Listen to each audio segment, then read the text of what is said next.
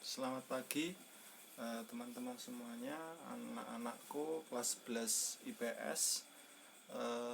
Hari ini, pagi ini, Padana akan mengajar materi sosiologi seperti biasa.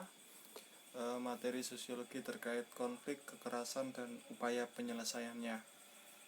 Nah, sebelum kita memulai materi, alangkah baiknya kita berdoa dulu menurut agama dan keyakinan masing-masing. Berdoa dimulai. Amin. Selanjutnya kita akan masuk ke materi. Gimana kabar kalian? Apakah masih sehat? Semoga tetap selalu sehat ya, tetap jaga kesehatan badan, olahraga, dan tetap beraktivitas biar tidak bosan di tengah-tengah pembelajaran online ini. Langsung saja kita masuk ke materi konflik, kekerasan, dan upaya penyelesaiannya. Jadi di dalam hidup kita pasti mengalami banyak konflik. Mungkin konflik dengan teman-teman kita, konflik dengan orang tua kita, konflik dengan guru kita, konflik dengan orang-orang yang tidak kita sukai, entah itu teman dekat, musuh, dan sebagainya. Nah, konflik itu abadi, jadi dia tidak mungkin hilang. Jadi dia inherent di dalam suatu kehidupan bersosial. Kenapa harus ada konflik? Karena setiap manusia, setiap kelompok, setiap individu punya kepentingan yang berbeda-beda. Nah, kepentingan yang berbeda-beda itu pasti melahirkan sebuah konflik. Nah, konflik itu sendiri ada berbagai macam unsur, ada berbagai macam faktor yang melatar belakanginya. Dan konflik pun ada bentuk-bentuknya. Nah, disinilah kita akan belajar lebih dalam lagi terkait materi konflik, kekerasan, dan penyelesaiannya. Nah, selanjutnya kita masuk ke materi ya. Secara umum, diferensiasi dan stratifikasi sosial memberikan pengaruh positif dan negatif pada masyarakat. Kan kita sudah belajar di materi semester 1, kita belajar soal diferensiasi, soal stratifikasi. Jadi diferensiasi itu kan ada banyak. Diferensiasi itu kan adalah perbedaan atau persamaan manusia berdasarkan suku, bahasa, budaya, warna kulit, dan sebagainya yang mereka bersifat setara. Perbedaan-perbedaan yang mengarah pada budaya, agama, sosial, politik, itu mereka tetap punya kesetaraan sebagai manusia. Itu namanya diferensiasi. Jadi tidak ada pembedaan entah agamamu Islam, Kristen, Katolik, Hindu, Buddha, Konghucu, atau aliran kepercayaan. Mereka punya hak yang sama untuk hidup, mereka punya hak yang sama untuk menikmati hidup, mereka punya hak yang sama untuk memperoleh pekerjaan, memperoleh penghasilan, memperoleh perlindungan negara. Itu namanya diferensiasi. Jadi meskipun mereka berbeda-beda, tapi mereka punya hak dan kewajiban yang setara. Selanjutnya, stratifikasi sosial. Nah, stratifikasi sosial ini sudah bertingkat, berkelas. Ada kelas menengah, ada kelas atas, ada kelas bawah. Kalau di strata masyarakat Hindu ada kasta Brahmana, Sudra, Waisya, dan sebagainya. Kalau di sistem demokrasi, kita mengenal ada pejabat, ada kelas menengah, ada kelas rakyat biasa atau wong cilik sebutannya. Nah, stratifikasi sosial itu pun ada bermacam-macam. Ada stratifikasi ekonomi, stratifikasi politik, dan stratifikasi budaya. Nah, kalau kita melihat stratifikasi ekonomi, pasti kelompok yang paling atas adalah pengusaha-pengusaha besar. Ada pedagang menengah, ada pedagang kecil. Pun juga ada di dunia politik, ada yang dia hanya sebagai asisten DPR, ada yang jadi DPR kota, ada yang jadi gubernur, ada yang jadi menteri, dan paling tinggi pasti adalah presiden. Nah, stratifikasi ini pasti melahirkan pertentangan karena antara kelas bawah, kelas menengah, dan kelas atas itu punya kepentingan yang berbeda-beda. Nah, disitulah konflik konflik secara struktural atau secara makro, secara luas, itu bisa berdampak luas pada kehidupan kita sebagai masyarakat. Nah, selanjutnya kita akan melihat lebih dalam lagi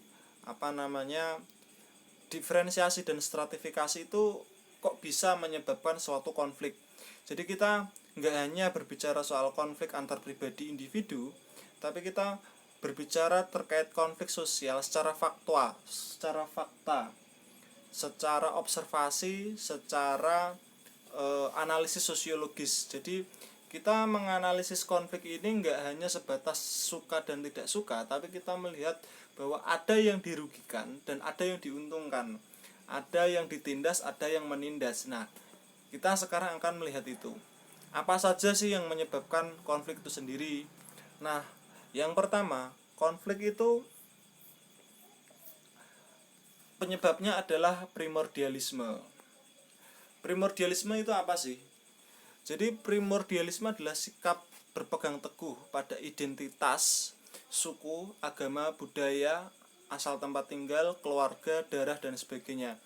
Jadi kalau primordialisme terlalu kuat, rasa egoisme terhadap kepentingan kelompok tertentu, kelompok sektoral, entah kelompok agama, kelompok organisasi, kelompok daerah, itu bisa menyebabkan konflik yang berkepanjangan. Kalau kita bisa melihat konflik primordial itu sangat banyak ya. Misalnya konflik-konflik yang berciri bahwa konflik antar identitas, misalnya orang timur versus orang barat, orang kulit putih versus orang kulit hitam. Itu kan konflik yang primordial, yang mengagung-agungkan rasnya, mengagung-agungkan sukunya. Itu yang berbahaya untuk kehidupan sosial karena dampaknya sangat besar. Dampaknya sangat besar untuk kehidupan kita sebagai masyarakat. Nah, primordialisme itu muncul karena apa sih? Karena kurangnya keterbukaan pemikiran atau kurangnya berinteraksi dengan budaya lain. Nah, ini yang bisa menyebabkan konflik. Banyak contoh di Indonesia konflik ras yang kalau kita lihat sejarah di masa lalu itu sangat banyak terjadi di negara kita. Itu karena ada banyak hal. Yang pertama pasti karena kurang interaksi budaya antara suku A dan suku B. Akhirnya menyebabkan konflik yang meluas. Tahun 98 itu pernah terjadi di Indonesia. Dan beberapa tahun yang lalu juga terjadi di Pilkada DKI Jakarta.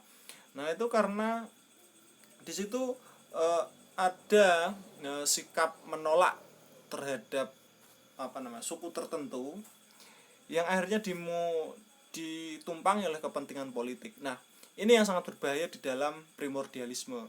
Jadi primordialisme itu sah-sah saja ketika hanya mencintai suku, agama, dan sebagainya. Itu masih wajar. Tapi ketika dia membawa kepentingan politik untuk bertarung di dalam suatu struktur tertentu, itu yang akan menghancurkan apa yang ada. Nah, kita harus lebih jeli lagi. Jadi hal yang paling penting untuk menghindari primordialisme itu sendiri, kita harus lebih banyak berinteraksi dengan budaya-budaya yang lain. Bisa dalam pertemanan, kita berteman dengan orang-orang yang berbeda, kita belajar dengan orang-orang yang berbeda. Nanti itu kita akan terbiasa. Nah, pembiasaan ini yang harus kita kita sering lakukan, bukan mensekat-sekatkan diri. Misalnya ini suku Manado temannya suku Manado, orang Jawa temannya sama orang Jawa sendiri, orang Maluku temannya sama orang Maluku. Nah, ini bisa berbahaya kalau tidak ada interaksi. Tapi di zaman modernisasi, globalisasi, ini kan orang kan sudah berbaur ya, sudah berinteraksi. Nah, unsur-unsur primordial itu masih ada, tapi melebur karena mereka berintegrasi, seperti itu, bercampur. Namun ada kemungkinan juga konflik itu bisa terjadi ketika unsur-unsur primordial itu masuk ke dalam konflik. Nah, itu bisa sangat berbahaya. Selanjutnya kita akan bicara terkait etnosentrisme. Nah, etnosentrisme itu apa sih? Jadi suatu sikap menilai kebudayaan masyarakat lain dengan ukuran-ukuran yang berlaku di masyarakatnya. Jadi contoh yang paling mudah itu seperti ini. Pak Danang kan orang Rembang, hidup di desa.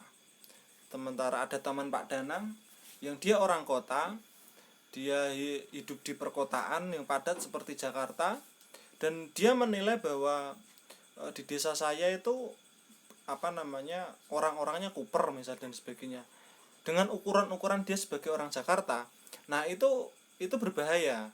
Jadi itu tidak boleh. Jadi bukannya tidak boleh, tapi pandangannya harus diubah, bahwa setiap manusia, setiap kelompok individu itu dibesarkan oleh komunitasnya, dan setiap komunitas-komunitas itu memiliki corak budaya, corak interaksi, corak pertemanan, dan kultur yang berbeda-beda. Jadi kita nggak bisa menyamaratakan antar daerah dengan daerah yang lainnya dengan ukuran-ukuran yang berbeda. Jadi kita kalau ingin mengukur suatu kelompok sosial, komunitas, kita harus memiliki parameter yang sesuai dengan komunitas tersebut. Tidak bisa kita menggunakan komunitas perkotaan menilai pedesaan dengan nilai-nilai perkotaan, itu nggak bisa. Sebaliknya, kita nggak bisa menilai orang-orang perkotaan dengan asumsi pedesaan. Nah, itu salah kaprah. Jadi kita harus menilai itu dengan jujur. Kalau ada satu tokoh yang menarik untuk kita bicarakan, ada namanya Pak Pramudia Anantatur ya. Dia bicara bahwa dia berbicara bahwa kejujuran itu adalah hal yang penting. Harus adil sejak dalam pikiran, apalagi dalam perbuatan. Nah, jadi kita harus adil sejak dalam pikiran. Jadi tidak boleh membeda-bedakan orang, tidak boleh membeda-bedakan suku, agama, kultur dan sebagainya. Jadi kita harus menilai dengan jujur, seperti itu. Selanjutnya, untuk menghindari etnosentrisme itu sendiri, sikap yang mengukur kebudayaan orang lain dengan ukurannya, itu adalah dengan cara bahwa kita harus mempelajari dulu kebudayaan masyarakat tersebut. Misalkan di beberapa tempat di Indonesia itu orang minum beralkohol itu udah biasa. Itu menjadi sebuah ritus keagamaan, ritus budaya dan sebagainya. Ketika Pak Danang sebagai orang muslim menilai itu haram dan sebagainya, tidak boleh dan sebagainya, itu Pak Danang sudah etnosentris, karena Pak Danang menilai kebudayaan orang luar itu dengan kebudayaan dari Pak Danang. Itu Pak Danang nggak adil, karena mereka dibesarkan dengan cara seperti itu, sementara Pak Danang dibesarkan dengan cara yang berbeda. Nah, hal-hal semacam itu bisa terjadi di masyarakat kita, apalagi di Indonesia bermacam-macam suku, bermacam-macam kultur, bahasa dan budaya. Beberapa kali kita melihat di televisi bahwa ada orang di daerah A misalnya dengan logatnya yang lucu, dia dibully dan sebagainya. Itu sebenarnya sangat tidak pantas ya, karena setiap daerah itu punya ciri bahasanya masing-masing, dan kita tidak bisa membuli atau mengejek suatu bahasa, karena itu adalah identitasnya. Jadi bagaimana kita berdamai dengan identitas dan berbicara dan berkomunikasi dengan setara. Nah, ini yang dimaksud dengan diferensiasi. Nah, diferensiasi itu bisa berjalan ketika interaksi, komunikasi, pemikiran itu sudah terbuka. Selanjutnya kita akan melihat kenapa sih terjadi konflik. Jadi konflik sendiri itu bisa terjadi karena politik aliran. Kalau kita lihat politik aliran di Indonesia itu sangat banyak sekali politik aliran.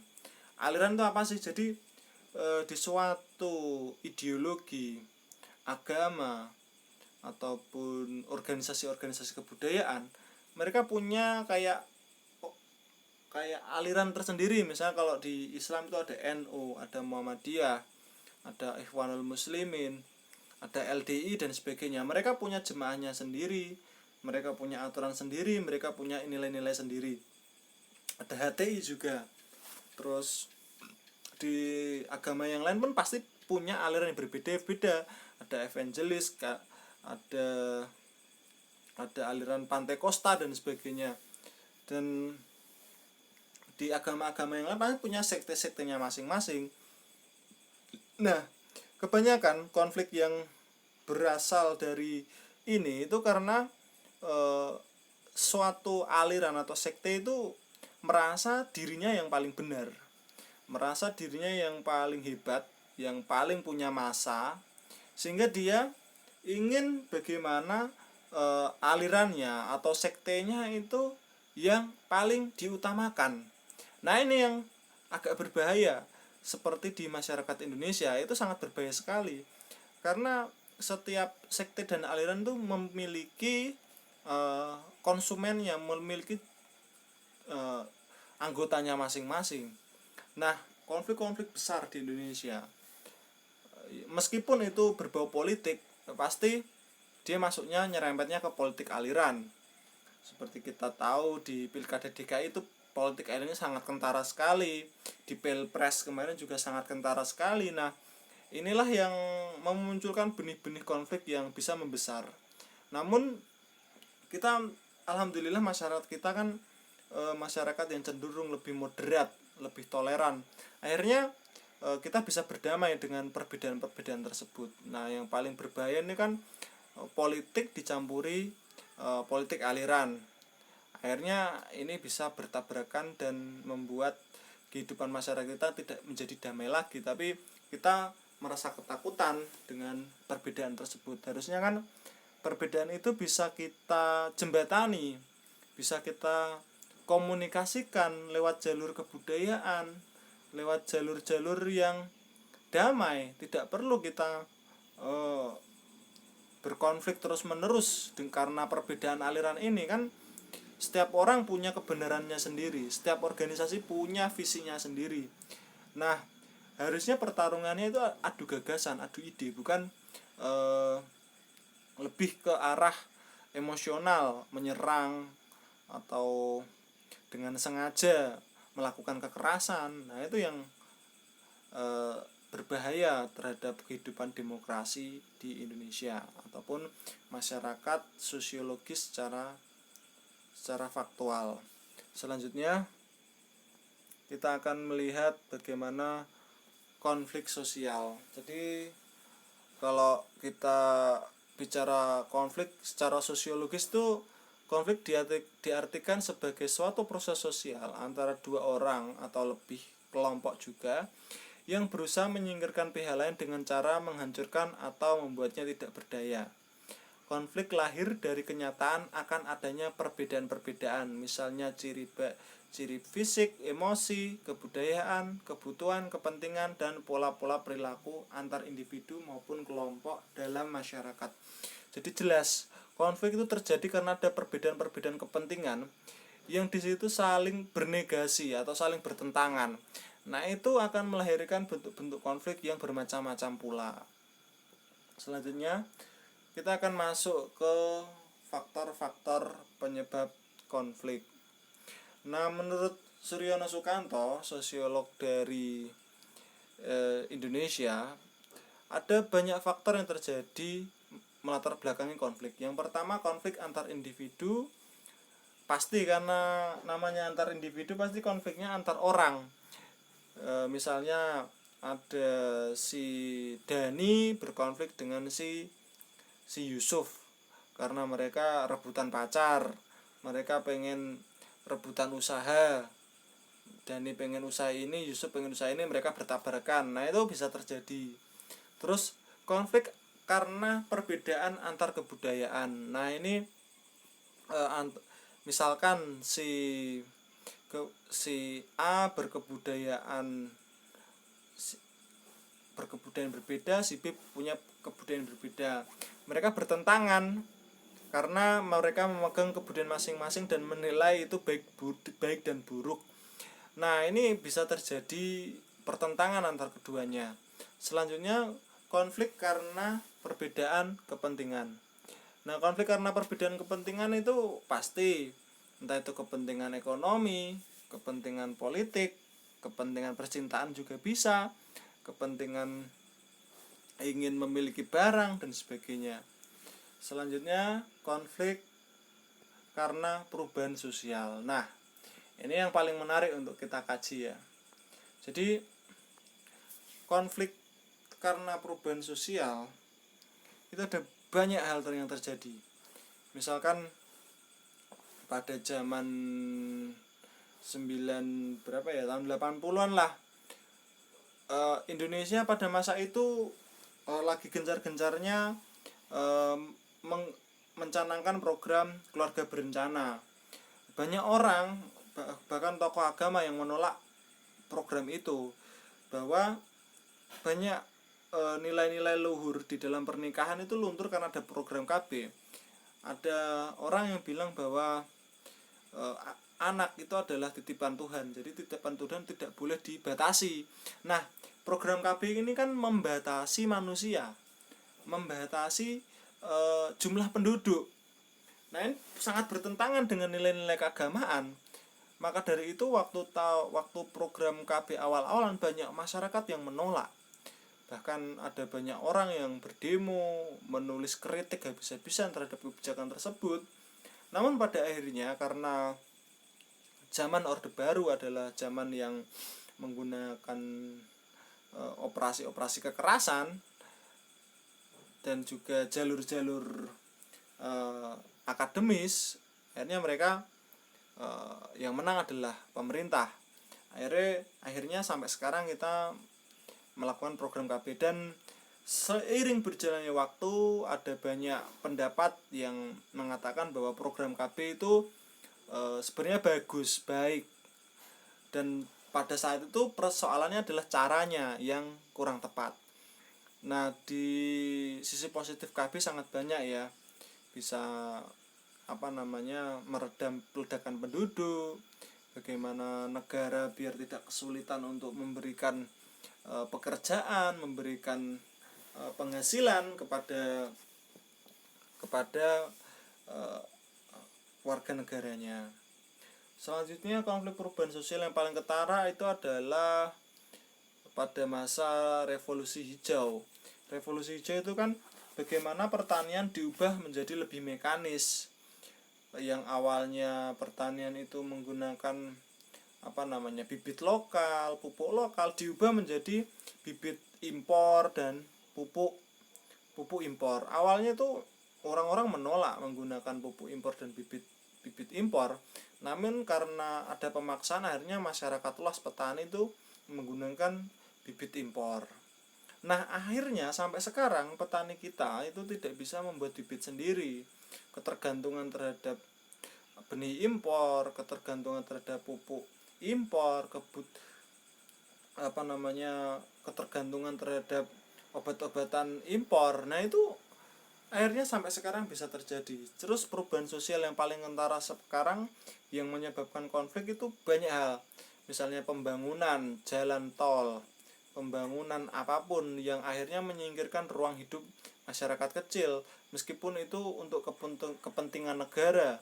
Namun pada sisi yang lain, masyarakat kecil pun punya hak yang sama untuk menuntut ke negara. Namun karena pemerintah dan negara memiliki agenda yang lebih besar, akhirnya tetap mengorbankan orang-orang kecil ini. Nah, ini yang selalu terjadi di semua peradaban, semua zaman.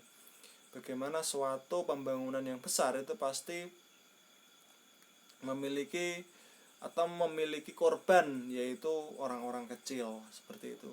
Selanjutnya kita akan masuk ke bentuk-bentuk konflik. Jadi Louis Althusser adalah tokoh konflik non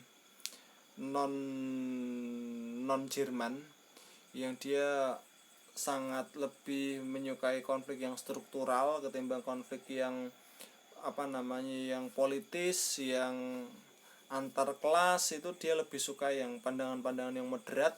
Jadi membedakan konflik itu atas dua bentuk. Jadi konflik realistis dan konflik non realistis. Nah, konflik realistis itu berasal dari kekecewaan individu atau kelompok terhadap tuntutan yang terdapat dalam hubungan sosial.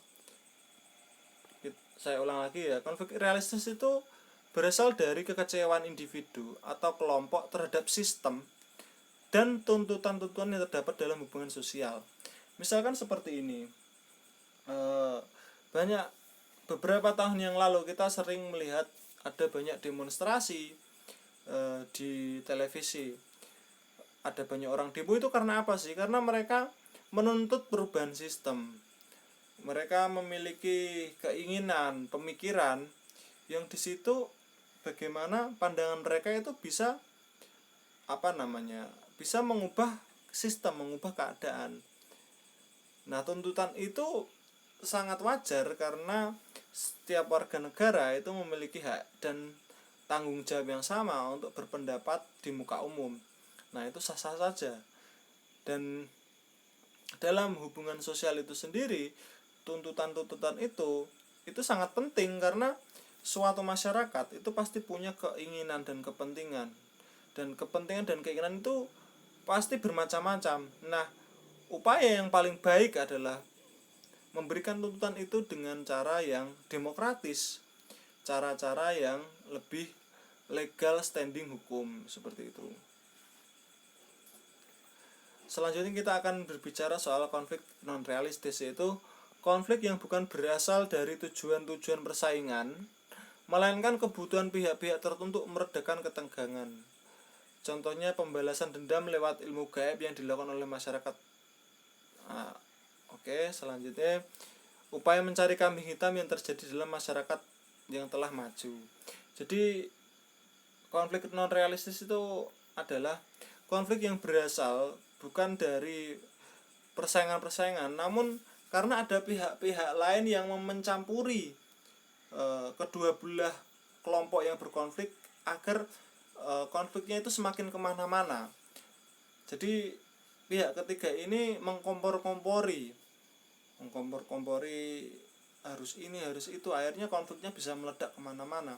Namanya konflik non realistis. Jadi tuntutannya itu nggak jelas, namun ditumpangi oleh pihak-pihak yang memiliki agenda yang lain. Misalnya si kelompok A ini pengen harga BBM itu turun misalnya, tapi si pihak ketiga ini ngompor-ngomporin, jangan cuma minta ini, minta itu, minta ini, minta semuanya. Akhirnya agendanya nggak jelas, akhirnya merempet kemana-mana. Nah, ini namanya konflik non realistis. Selanjutnya kita akan masuk ke 5 bentuk khusus konflik atau pertentangan yang terjadi di dalam masyarakat. Jadi ada banyak, namun Suryono Sukanto memilih 5 hal terkait konflik, bentuk khusus konflik. Jadi itu adalah ada konflik pribadi. Jadi konflik pribadi jelas maksudnya. Konflik pribadi itu adalah konflik antar orang karena tidak suka, entah itu saling ejek, entah itu merasa tidak cocok, itu namanya konflik pribadi. Nah, konflik rasial, yang dimaksud konflik rasial itu adalah konflik yang menggunakan ras, menggunakan suku, perbedaan suku, misalnya suku A dengan suku B, suku C dengan suku D misalnya. Jadi orang-orang berkonflik, kelompok atau orang-orang berkonflik mengatasnamakan suku atas dasar perbedaan suku. Selanjutnya 3, konflik antar kelas sosial. Itu jelas ada kelas menengah, kelas bawah, ada kelas atas ya. Pasti berkonflik adalah kelas menengah dengan kelas atas, kelas menengah dengan kelas bawah dengan kelas atas. Jadi itu sering terjadi. Kelas atas ingin mengamankan aset-aset ekonominya, sementara kelas menengah ingin dia mendapatkan pekerjaan yang layak, sementara kelas bawah ingin mendapatkan bantuan sosial untuk kemudahan-kemudahan dia dalam berkehidupan, bekerja. Nah, ini selalu berkonflik. Misalnya sering terjadi konflik itu adalah konflik upah pekerja atau karyawan. Yang terjadi adalah misalnya kelas elit itu pengen upah buruh itu harus rendah. Namun kelas buruh sebagai masyarakat kecil, kalau upahnya rendah, bagaimana mereka mencukupi kebutuhan sehari-hari? Keinginan pengusaha kan untung berlipat, sementara buruh keinginannya mereka bisa hidup. Nah ini kan konflik yang terus menerus. Akhirnya dikasih jalan tengah, ada Kementerian Tenaga Kerja yang memediasi dua pihak ini, dicari solusi bersamanya. Sementara kelas menengah itu kan kebanyakan mereka golongan terdidik, yang mereka secara ekonomi kalau disebut sangat kaya tidak, sangat miskin juga tidak, jadi mereka di tengah-tengah. Jadi mereka bisa ikut isunya kelas atas, kadang mereka juga ikut isunya kelas bawah. Nah ini yang biasanya terjadi. Jadi kelas menengah itu kadang mencolok ke atas, kadang mencolok ke bawah. Tapi kelas bawah kebanyakan mereka antagonisnya dengan kelas menengah dan kelas atas, seperti itu. Bisa juga mereka sering berkonflik antar mereka sendiri karena perbedaan pendapat atau perbedaan kepentingan, perbedaan politik dan sebagainya, dan itu terjadi di semua masyarakat. Selanjutnya kita konflik politik. Nah, konflik politik itu jelas kekuasaan. Jadi motifnya itu sudah jelas, ingin mendapatkan kekuasaan, ingin mendapatkan legasi, ingin mendapatkan otoritas. Jadi kenapa sih orang itu harus berebut kekuasaan? Karena setiap kelompok, setiap partai, setiap komunitas itu punya agenda-agenda tersendiri. Nah, agenda-agenda inilah yang akan dipertarungkan, dipertentangkan. Ada dengan cara yang demokratis, ada yang dengan cara licik, kotor, dan yang berbau kekerasan. Jadi kekuasaan itu, kenapa kekuasaan itu harus diatur sedemikian rupa agar tidak liar? Kenapa harus ada lembaga eksekutif, yudikatif, legislatif? Itu agar mereka bisa diukur kinerjanya, dibatasi gerak-geriknya agar mereka tidak superpower. Nah, konflik kekuasaan itu kan terjadi karena pihak-pihak yang berkuasa itu memiliki sumber daya ekonomi, sumber daya politik, sumber daya budaya yang mereka mengira bahwa mereka bisa menguasai segalanya. Nah, ini yang sering terjadi, bahwa konflik politik ini lebih banyaknya di Indonesia adalah konflik antar kelas atas ya, antar elit.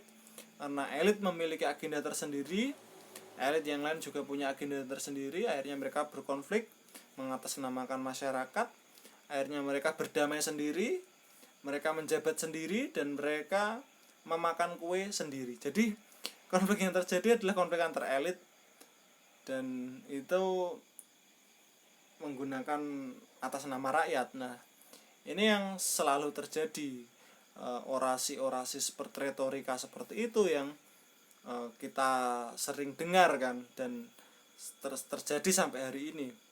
Selanjutnya konflik internasional. Di konflik internasional itu adalah konflik antar negara, antar kawasan, antar benua, dan itu sudah pernah terjadi.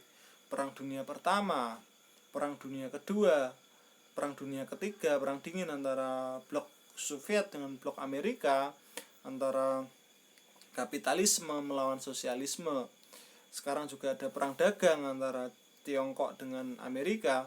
Nah, konflik internasional itu sangat berdampak sekali terhadap suatu negara apabila konflik tersebut sampai menggunakan cara-cara peperangan atau cara-cara militer.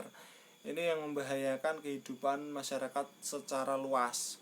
Tapi kalau konfliknya sebatas perang dagang, itu ruginya paling ekonomi, tapi secara budaya, secara sosial tidak begitu berdampak pada masyarakat. Tapi kalau konfliknya sudah mengarah ke peperangan, itu sangat merugikan bagi orang-orang kecil, bagi masyarakat secara luas. Seperti itu. Dari sudut pandang psikologi sosial, Ursula Le Guin mengemukakan bentuk-bentuk konflik. Jadi Ursula ini dia lebih ke konflik mikro atau objek mikrososiologi ya. Jadi dia melihat konflik itu dari segi segi yang kecil. Jadi konflik itu kan ada yang besar. Jadi Indonesia itu konfliknya apa aja. Terus kita kerucutkan lagi di Jawa itu konfliknya apa aja.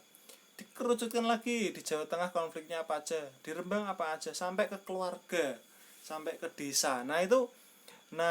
Ursula Le Guin itu melihat bahwa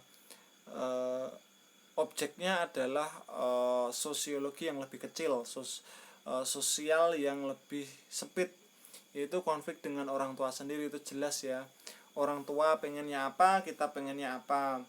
Orang tuanya kita pengen sekolah di tempat favorit, tapi kita pengennya sekolah biasa-biasa aja. Ada yang pengen kuliah tapi orang tuanya tidak pengen anaknya kuliah. Ada yang pengen anaknya kuliah tapi anaknya nggak mau kuliah. Orang tuanya pengen anaknya kuliah, si anaknya malah nggak mau kuliah. Nah ini kan selalu bertentangan ya, karena kepentingan orang tua dan kepentingan anak itu selalu berbeda. Nah makanya itu dalam keluarga itu sangat penting dengan berdialog, berdiskusi. Jadi ada pepatah yang bilang bahwa demokrasi itu dimulai dari keluarga terkecil, karena disitulah keputusan itu bisa diambil secara bersama-sama. Tidak bisa seorang ayah atau seorang ibu, seorang anak itu bertindak semena-mena. Jadi harus ada obrolan yang lebih edukatif, yang lebih rasional, yang lebih welas asih untuk membahas suatu permasalahan-permasalahan yang ada di dalam keluarga. Selanjutnya kita masuk ke yang kedua, konflik dengan anak-anak sendiri. Sama aja ya. Selanjutnya konflik dengan keluarga. Keluarga ada banyak, ada keluarga besar, keluarga kecil, ada keluarga bateh, ada keluarga sepupu, kan banyak. Konflik dengan orang lain, konflik dengan suami istri. Nah ini yang terjadi di kalian ini pasti konflik di sekolah ini, dengan teman-teman sendiri, dengan teman beda bangku, beda geng. Ini kan rata-rata teman-teman ini kan yang kelas 11 IPS ini yang sukanya geng-gengan. Itu wajar-wajar aja sih, karena pemuda kan, anak muda kan pasti berkumpul dengan orang yang sesuai. Nggak cuma anak muda, semua orang juga sama seperti itu. Cuman kan kalau di sekolah kan lebih kentara kan, siapa berkomplot dengan siapa bergeng dengan siapa, akhirnya ngerumpi, bahas ini bahas itu kan sering terjadi. Dan Pak Dana juga mengalami hal seperti itu di masa-masa yang dulu. Konflik dalam memilih pemilihan pekerjaan itu juga pasti. Orang-orang zaman sekarang itu pada rebutan kerja karena jumlah ijazah yang keluar dengan jumlah lapangan pekerjaan yang keluar itu tidak seimbang. Jadi kalau dalam hukum ekonomi itu penawarannya lebih sedikit daripada permintaannya. Jadi lowongannya sedikit, jumlah orang yang lulus sekolah tiap tahun berjuta-juta orang, lulus kuliah itu berjuta-juta orang, lapangan kerja sedikit. Pasti antar orang ini saling sikut menyikut. Ada yang minta jadi ini di bawah orang tuanya lah, omnya lah, kakaknya lah, kakeknya lah, teman dekatnya lah. Pokoknya semua pekerjaan itu sekarang kalau nggak ada akses itu agak susah itu. Meskipun sekarang ada namanya seleksi yang lebih terbuka, tapi ada beberapa yang memanfaatkan akses. Entah itu bapaknya berkuasa lah, bapaknya orang kaya, bapaknya lebih berpendidikan, bapaknya bekerja di instansi yang besar, bisa memasukkan anak-anaknya kerja di situ. Nah itu yang sering terjadi. Jadi kalau kita berbicara sosiologis, jadi ada banyak orang yang bilang bahwa kita harus berusaha sukses, kita harus bekerja keras agar kita bisa mendapatkan nilai yang lebih atau mendapatkan penghasilan yang bagus. Namun pada kenyataannya ada beberapa hal yang muncul di permukaan kita, di sekitar kita. Ada orang-orang yang mendapatkan akses yang lebih baik karena mereka memiliki keluarga yang berkuasa, yang punya channel untuk masuk ke jaringan kelas atas. Itu orang-orang akan tersisih. Nah, jadi menurut beberapa pandangan sosiologis bahwa akses itu tidak terbuka. Akses terhadap pekerjaan yang nilainya nominalnya tinggi atau berhubungan dengan politik itu pasti ada hubungannya dengan keluarga, dengan jaringan nepotisme. Itu sudah semua orang sudah melihatnya. Tinggal itu kan hanya sebagai gosip-gosip belaka, tidak pernah dibuka secara luas seperti itu. Selanjutnya konflik agama. Jadi kalau di Indonesia saya kira konflik agama enggak terlalu ya, mungkin konflik alirannya yang berkonflik, tapi kalau agamanya secara umum masih aman-aman saja. Semoga tidak ada konflik agama di Indonesia, karena pertama karena Indonesia itu memiliki banyak agama, jemaatnya banyak, dan konflik agama itu pasti akan menyulut perpecahan secara nasional dan terjadi disintegrasi ya. Jadi insya Allah ya, konflik agama itu tidak akan terjadi di Indonesia. Selanjutnya konflik pribadi itu pasti, kok sama lagi ya. Nah, kita masuk ke dampak sebuah konflik. Jadi konflik itu punya nilai-nilai positif maupun negatif. Tapi kalau kita lihat konflik secara pribadi itu banyak negatifnya. Kalau kita berkonflik dengan antar teman, antar individu itu banyak ruginya malahan. Jadi kalau teman-teman berkonflik dengan temannya itu lebih baik segera berdamai saja, karena itu tidak akan mengubah apapun. Tapi kalau konflik dengan masalah pembangunan, konflik-konflik terkait visi kemajuan komunitas, kemajuan desa, kemajuan kota, kemajuan provinsi, kita harus berkonflik. Karena tanpa konflik kita nggak akan bisa beradu visi, gagasan untuk pembangunan, untuk keberlanjutan ekosistem yang ada di suatu komunitas tersebut. Jadi konflik itu ada yang positif, ada yang negatif. Tapi kalau konflik antar pribadi, antar teman, itu banyak negatifnya ya pasti ya. Selanjutnya Pak Danang membacakan materi. Yang pertama, konflik itu dapat memperjelas aspek-aspek kehidupan yang belum jelas dan masih belum tuntas ditelaah. Misalnya aspek-aspek yang belum tuntas itu apa sih? Kayak misalnya ada orang yang gosip, orang ini loh gini. Kan kalau semacam itu kan akhirnya kan menjadi citra buruk kan. Jadi harus diperjelas lagi masalahnya apa, persoalannya di mana, solusinya apa. Nah, konflik itu bagus ketika memperjelas aspek yang belum jelas. Dikira ini hoax tapi ternyata benar, yang dikira benar ternyata hoax. Nah, ini kan sering terjadi. Jadi konflik itu penting untuk bagaimana kita bisa memverifikasi data, memverifikasi kebenaran, seperti itu. Kalau tidak ada konflik malah kita nggak tahu ini benar apa salah. Tapi setelah adanya konflik, yang benar dan salah itu bisa dilihat, seperti itu. Selanjutnya, konflik itu memungkinkan adanya penyesuaian kembali norma-norma, nilai serta hubungan sosial dalam kelompok bersangkutan dengan kebutuhan individu.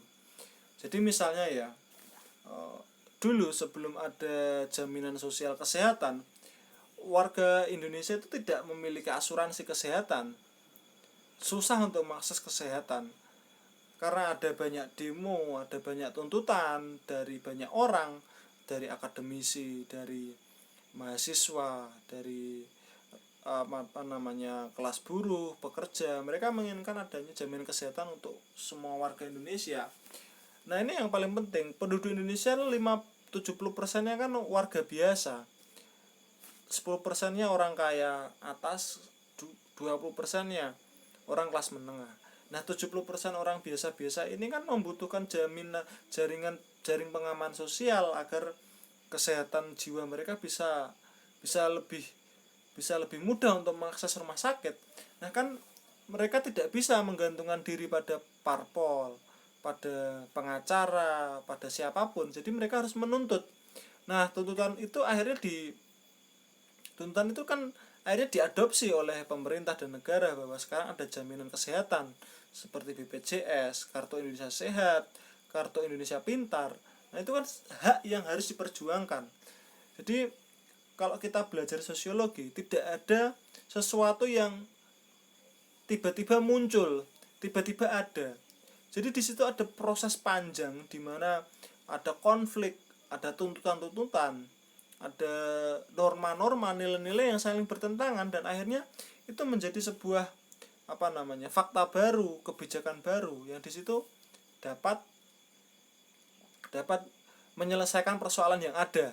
Nah, konflik tujuannya di situ. Jadi konflik itu untuk menyelesaikan persoalan dan membuat solusi dalam jangka yang panjang. Contohnya misalnya BPJS kesehatan, itu sangat terbantu sekali. Coba kalau nggak ada BPJS kesehatan, warga-warga biasa susah untuk mengakses rumah sakit, kecuali mereka menjual sawahnya, menjual rumahnya. Tapi setelah adanya BPJS, setidaknya bisa mengurangi beban masyarakat. Jadi kesehatan itu sangat mahal, jadi harus di cover oleh negara, seperti itu. Misalnya COVID-19 ini sendiri kan, pemerintah itu kan menganggarkan untuk mensubsidi semua obat-obatan orang-orang yang terkena COVID-19. Kalau COVID-19 negara tidak ikut campur dalam pemenuhan jaminan kesehatan, jaminan ekonomi, itu udah chaos. Pasti situasinya luar biasa. Dengan adanya jaminan kesehatan, dengan adanya jaminan sosial, akhirnya kan orang-orang yang kena COVID-19 kan dapat perawatan gratis dari negara, dari pemerintah, mendapatkan haknya untuk mendapatkan akses kesehatan yang baik, seperti itu. Sekarang sudah muncul vaksinasi, tes swab di mana-mana, tes antigen dan sebagainya. Selanjutnya kita masuk ke 3. Konflik itu meningkatkan solidaritas sesama anggota kelompok. In group yang sedang berkonflik dengan kelompok lain, out group. Jadi konflik itu meningkatkan solidaritas. Contoh yang paling nyata, misalnya ketika kita SMA Santa melawan SMA 2 Rembang atau SMA 1 Sulang, pasti solidaritas kita sebagai SMA Santa itu meluap-luap, karena kita mendukung teman-teman kita. Meskipun ada teman-teman pemain yang ada di situ yang gak kita sukai, tapi kita pasti mendukung SMA Santa. Jadi konflik itu sangat menguatkan solidaritas. Terus misalnya konflik antara Indonesia melawan Malaysia. Kalau kita nonton bola Indonesia lawan Malaysia, itu yang paling paling seru, karena kita pengen Malaysia kalah, karena di situ Malaysia itu sebagai negara tetangga yang di situ sering bermasalah dengan kita. Nah, kita pasti sering mendukung timnas untuk menang. Jadi menang melawan Malaysia itu seperti juara kalau sepak bola, seperti itu. Begitu. Selanjutnya, konflik itu dapat berfungsi sebagai sarana mencapai keseimbangan antara kekuatan-kekuatan yang ada di dalam masyarakat. Jelas ya, karena kalau tidak ada konflik, nggak ada keseimbangan, adanya powerful, sewenang-wenang. Kalau nggak ada perlawanan, itu nggak akan ada perdamaian. Jadi selalu begitu. Jadi selalu berputar, siklusnya selalu berputar seperti itu. Ada pertentangan, ada perdamaian, perdamaian terus pertentangan lagi. Kalau pertentangan terus itu nggak mungkin, pasti ada jalur tengahnya. Karena orang itu secara normal, manusia tidak akan pengen berkonflik lama-lama, pasti selalu ingin mencari solusi. Nah, solusi ini tidak bisa dibiarkan begitu saja, harus dituntut solusinya seperti apa. Konflik memunculkan sebuah kompromi baru apabila pihak yang berkonflik berada dalam kekuatan yang seimbang. Iya, konflik yang seimbang itu akan mendapatkan kompromi. Tapi kalau konfliknya tidak seimbang, adanya adalah penindasan. Nah, penindasan itu ada bermacam-macam jenisnya. Ada penindasan secara struktural karena lewat kebijakan, penindasan lewat kekerasan fisik, penindasan karena tidak diberi haknya, itu kan banyak terjadi. Nah, kalau yang berkonflik itu sama-sama kuat ya pasti kompromi. Tapi kalau yang berkonflik ini yang besar dan yang kecil, pasti yang kecil dilibas. Seperti itu yang sering terjadi kan. Selanjutnya, segi negatif konflik itu pasti ya keretakan hubungan, kehancuran komunitas, kerusakan harta benda, ini yang sudah menjurus kekerasan ya, jatuhnya korban jiwa, berubahnya sikap kepribadian para individu. Itu pasti setelah kita berkonflik, hubungan tidak enak, hati yang tidak enak itu selalu menjadi rasa sungkan ya kalau kita ketemu orang yang tidak disukai. Selanjutnya, munculnya dominasi kelompok pemenang atas kelompok yang kalah, ini namanya penindasan secara struktural yang dilakukan oleh kelompok pemenang. Jadi negatifnya konflik itu adalah bagaimana bila konflik itu dimenangkan oleh kelas yang lebih besar, otomatis dia akan lebih super power. Tidak ada yang bisa mengeremnya, karena remnya terlalu sedikit orangnya. Jadi dia los saja, diterabas semua aturan-aturan hukum, aturan-aturan apapun, karena dia memiliki kekuatan massa, kekuatan uang, kekuatan jabatan, kekuatan ekonomi, semuanya mereka punya. Akhirnya yang kecil-kecil ini disingkirkan. Ini kalau di sosiologi itu namanya penindasan struktural, seperti itu. Penindasan yang disengaja melalui kebijakan-kebijakan untuk merugikan orang-orang atau pihak-pihak tertentu. Itu dulu malam pagi ini. Semoga kita selalu sehat, selalu bahagia. Di materi kali ini Pak Danang sudah selesai. Mohon kalian kirimkan pertanyaan di kolom komentar. Nanti Pak Danang akan menjawab di sesi berikutnya. Dan tugas kalian hari ini adalah coba kalian buat konflik-konflik besar yang terjadi di Indonesia. Buatlah video dengan durasi 5 menit untuk menjelaskan konflik-konflik tersebut. Terima kasih banyak. Semoga kalian selalu sehat, jaga kesehatan, tetap patuhi protokol kesehatan, pakailah masker. Sehat selalu buat kita semua. Amin amin. Selamat pagi anak-anak.